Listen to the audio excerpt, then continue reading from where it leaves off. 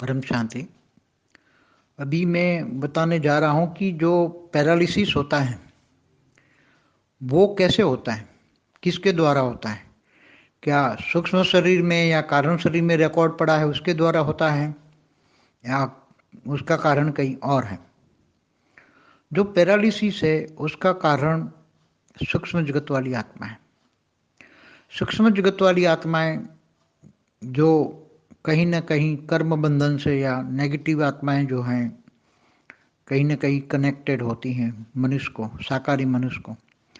तो वो जो बहुत ही बदला लेना चाहती हैं, साकारी मनुष्य को दुख दंड देना चाहती हैं, तो सूक्ष्म जगत की आत्माएं वो 1 2 3 4 इकट्ठी होकर बहुत पावरफुल रेत डाल के, वो जहाँ रेत डाल के नेगेटिव संकल्प डालती हैं और उसके वहाँ का जो सूक्ष्म शरीर को डिस्चार्ज करके, वहाँ एक सूक्ष्म शरीर एक्टिव नहीं रहता, उसका सूक्ष्म शरीर में बहुत डेफिसिट आ जाती है, मतलब सूक्ष्म शरीर कार्यरत नहीं होता, सूक्ष्म शरीर का पावर खत्म हो जाता है, तब वहाँ पैरालिसिस हो जाती है।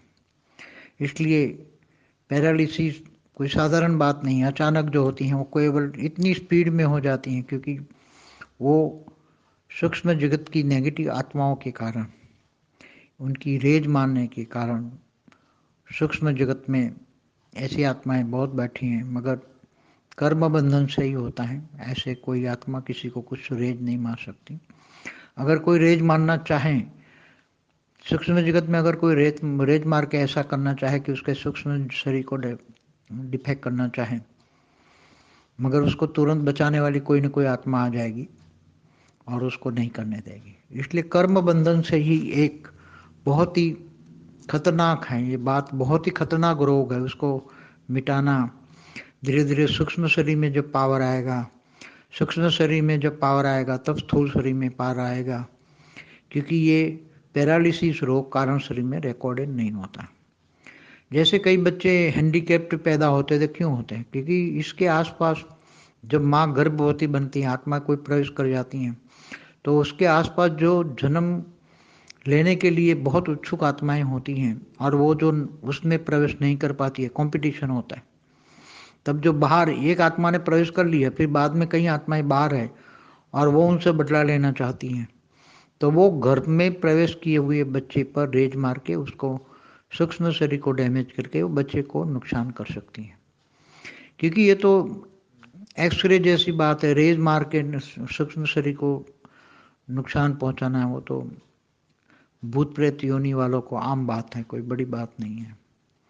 मगर अगर माँ का पावरफुल सक्षम, माँ योगी है और बहुत योगी है, वो कोई बहुत बड़ी किसी भी की भक्त और बहुत निरंतर ज्ञान योग में रहती हैं या योग स्वरूप में रहती हैं, या परम लाइट का अगर ओरा बना देती हैं, तो परम लाइट के ओरे में या परम तत्व के ओरे में इनके रेज काम नहीं करेंगे। किसी के भी नेगेटिव आत्माओं के कोई भी किसी भी प्रकार का रेज, नेगेटिव रेज या नेगेटिव एक्शन कोई भी काम नहीं करेगा। तो गर्भ में रहा हुआ जो बालक है वो सुरक्षित रहेगा, उसको कोई नुकसान होगा नहीं होगा। अगर बल्कि उसका कर्म बंधन भी होगा किसी के साथ, तो भी माँ के प्रोटेक्शन के कारण, माँ की पावर के, माँ की परम लाइट के प्रोटेक्शन के कारण, माँ की आत्मस्वरूप की स्थिति के कारण, माँ के परम तत्वों के कारण वो बालक भी उस इतने दिन तो सुरक्षित रह जाएगा। जब बाहर 9 महीने के बाद बाहर निकलेगा, बाद में अगर कोई नेगेटिव आत्माएं उसको आकर रेज मारती है तो बाद में भी उसको हैंडीकैप बना सकती है।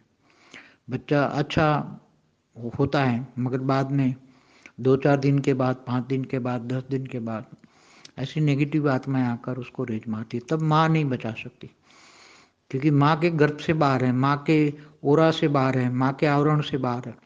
जब तक माँ के ओरा में था, माँ के गर्भ में था, तब तक माँ की पावर ने उसको बचाया, उसके कर्म बंधन से भी बचाया। इसलिए बहुत अति गुह्य बातें हैं, तो मैंने सोचा चलो बच्चों को बता दूं। परम शांति।